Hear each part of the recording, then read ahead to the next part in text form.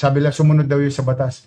Nung una ito, dumaan naman to sa lahat ng proseso. Ano yung sinunod sa batas? Si Bangketa. Abogado pa yun. Oo. Tagagawa ng batas. At saka lahat po ng barangay hall niya may pangalan niya, no? Oo. Sa kanya ba yun? Hindi ko alam sa Parang kanila. headquarters niya eh. Hindi, sa libingan kasi ganun nakalagay yun. Oo, nilalagyan mo yung, halimbawa, kalsada, lalagyan mo ng pangalan mo. O, ibig sabihin, gusto mo doon kay libing. Ganun yun eh. O doon ka nakalibing. Kasi yun ang nakikita ko sa sementeryo eh. Ganun eh. Diba? O, lapida. Style naman nila yun. Ako ayoko ng ganung style. O, ito, sa District 2 ha. National Historic Site, Plaza del Piero. Ginawa mo mukhang sabungan.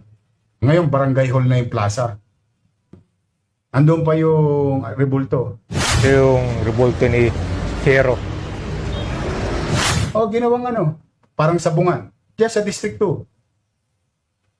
O, sino nagpagawa? O, tingnan nyo yung nakapangalan doon, kahit burahin pa nila. Nakapangalan yung pangalan ng congressman. Ano doon? Kala ko nga, Plaza Valeriano na yun eh. Ay, oh. May kita mo yun, no? Project of Congressman. Plaza del Piero yun eh. Ibang klase talaga. Ibang uri itong mga to. Oo, totoo lang. Kung makapag-imbestiga kayo ng ibang tao, yung sarili nyo, ayaw nyo imbestigahan. Di ba? At saka, yung mga pagawain na yan,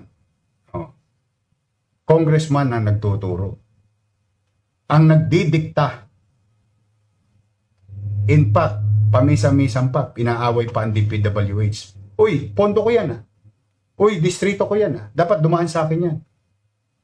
At madalas yan, kontraktor nila yan. Yung congressman, nagtuturuan pa. Pinagawa yan nung sinundan ko. Di pa ako congressman noon. 2019 ako naupo. Ako yung tinuturo. Samantalang alam naman niya na noong 2018 pa pinagawa yun at hindi ako nakaupong congressman. Ikaw, 7 na taong ka na, 6 na taong ka ng congressman. Anong ginawa mo? Hindi pala tumatakbo. Pero ginagastosan nyo pa rin. Yun yung sinasabi ko. Kaya kahit ano pa ang bulahin ninyo, yung dalawang congressman na, kahit sino pa bulahin ninyo, hindi kayo paniniwala ng tao. Kasi talagang niloloko nyo kami. Binobola nyo na lang yung lelang yung panot. Ang mabobola nyo na lang, yung sarili ninyo.